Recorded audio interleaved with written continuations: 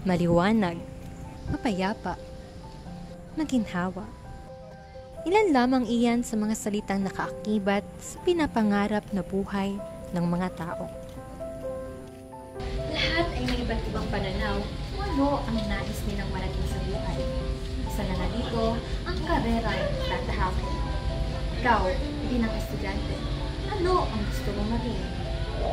Hi, I'm Amanda. I'm from BA Sociology and my dream is to be successful in the field of marketing.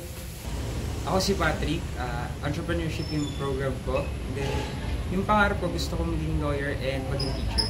My name is Duke Medjavillo. I'm a current DevCom freshie and siguro ang pangarap ko ngayon is gusto ko mag-pursue ng law, specifically sa education sector. Ako si Prince, yung human ecology, and pangarap ko ay maging mayaman. Iba't ibang individual, iba't iba ang nais marating sa buhay. Para sa ating episode ngayon, ipapakilala namin sa inyo ang dalawa sa mga alumni ng UP-LB-CDC. At kamustahin natin kung ano na nga ba ang kanilang kalagayan ngayon. Una na rito ay si Miss Lizette D. Cardenas. Halina, tunghayan natin ang kanyang buhay. Ako si Lizette Cardenas. Nagtrabaho ko ngayon as consultant and menro focal person sa Municipality of Los Baños. Kumusta naman po ang trabaho ninyo ngayon? Okay lang. Okay lang, busy. More of, syempre maraming requirements ngayon ng mga ibang agency. So, nag-pop up sa trabaho. Paano niyo po napag-desisyonan na ito po yung magiging trabaho ninyo? Paano ko na desisyonan? Hindi naman siya desisyon. Yung destiny. Parang destiny. Hindi, kasi nung nag-graduate naman ako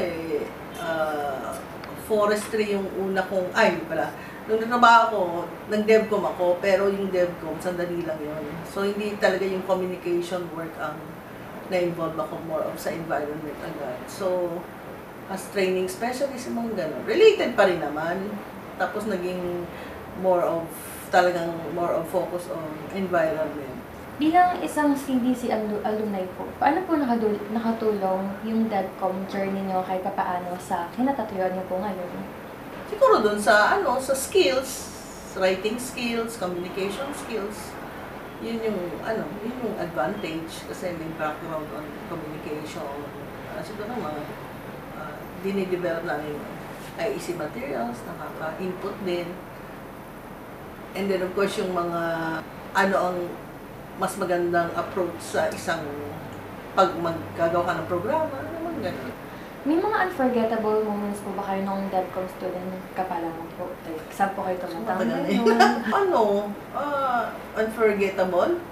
Siguro yung mga namin, yung mga exercises namin, yung field exercises namin, actual application ng tinuturo sa amin. Kasi kunyari sa broadcasting, so nakagamit kami yung radio program. Sa print naman,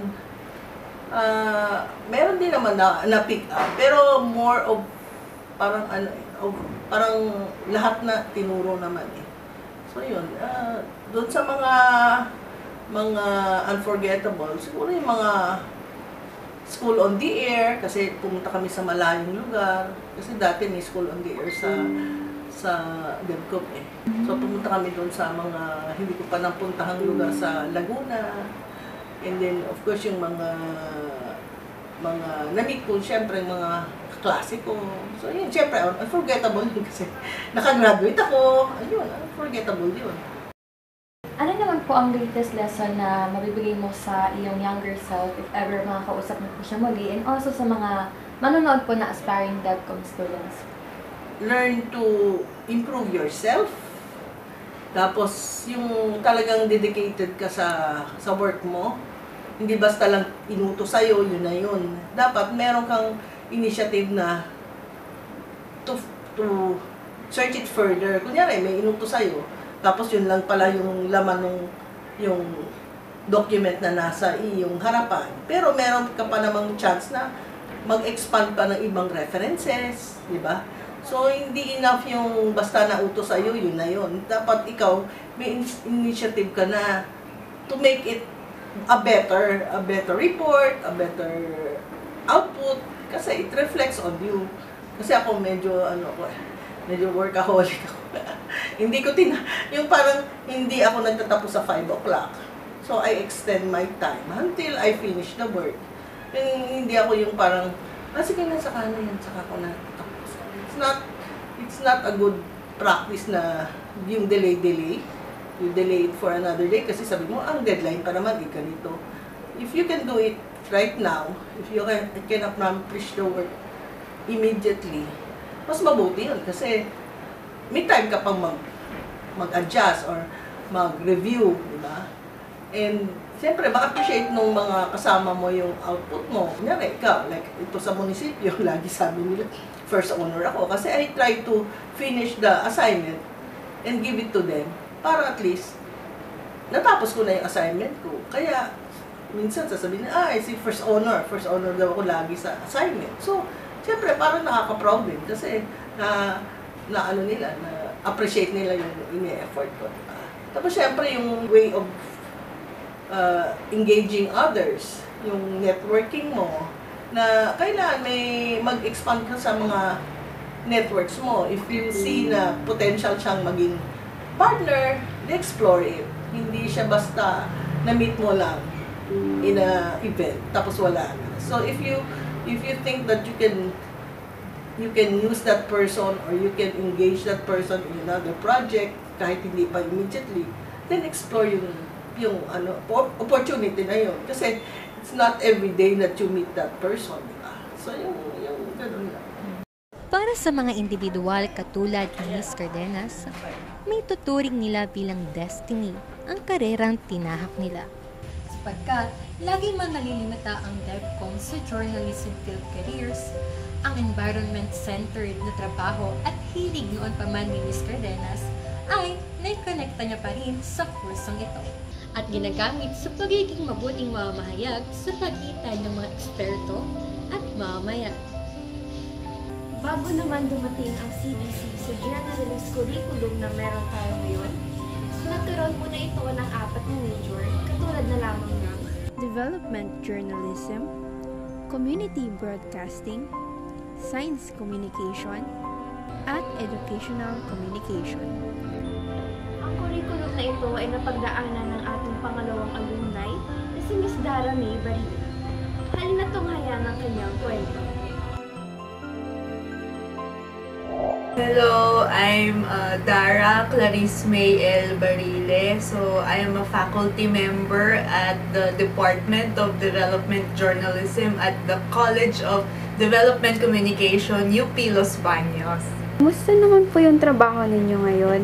Right now, I'm really enjoying my job. So, just kwento lang na kakastart ko lang actually magturo dito sa CDC last April. So, after I graduated ng master's ko ng DevCom din here at UPLB, I saw an opening ng DevCom that they are looking for a faculty member. So, apply naman agad ako and thankfully na-in din ako. So, I started teaching mid-year, mga around August, September.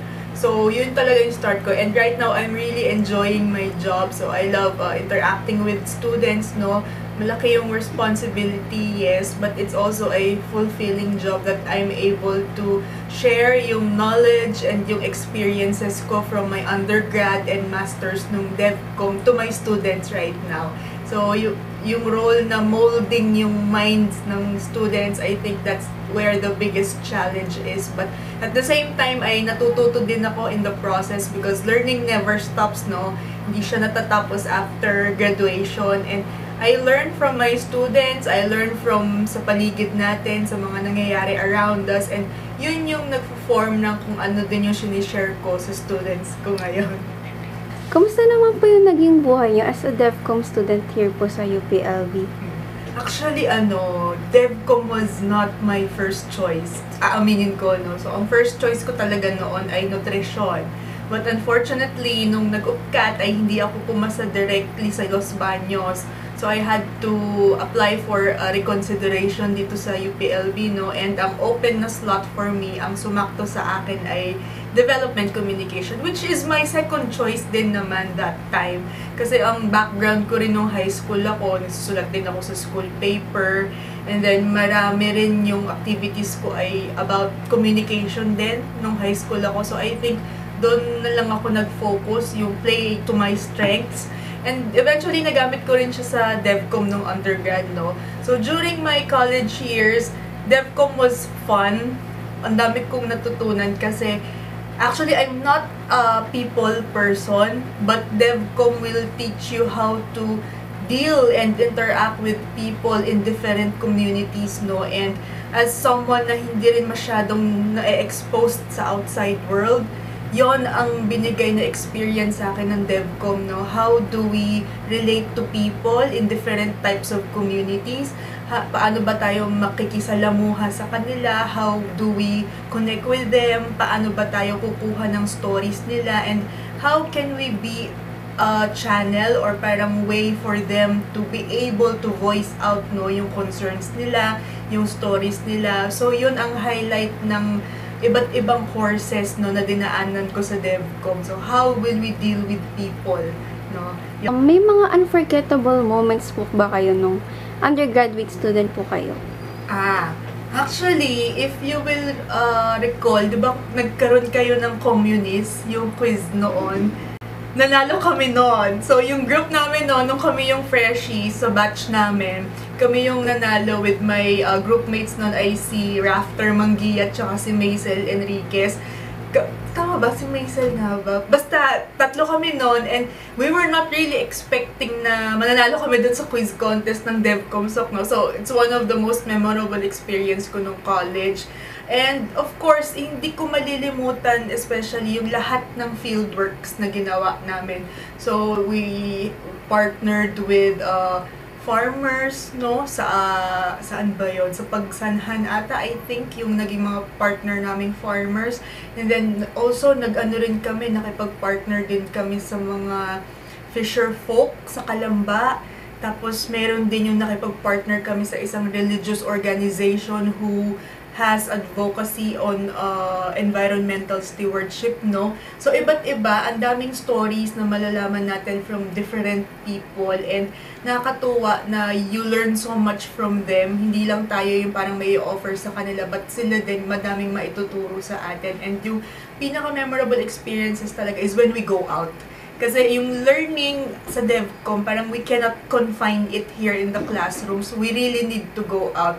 So ako as a person na hindi masyadong malabas, hindi masyadong, ayun nga, ma-interact with people, yun ang dinevelop ng DevCom. And I think yun din ang ma-enjoy yung students, no, when you go out in the field. Kasi kayo ngayon, freshies pa lang, wala pa masyadong field work talaga, except yung mga data gathering nyo, no? So that's just the start. When you go to your higher courses, ayan na, you will really interact with different groups of people and marami kayong makikilala, marami kayong matututunan from them. Kung makakausap niyo po yung younger self niyo during the undergrad years, ano po kayang sasabihin niyo sa kanya? Siguro, kasi aaminin ko, no, nung undergrad ako, I was the type of student na klase, bahay.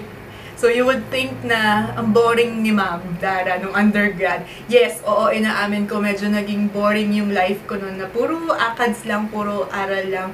But siguro yung message ko sa younger self ko is, you expose yourself more to different opportunities around you.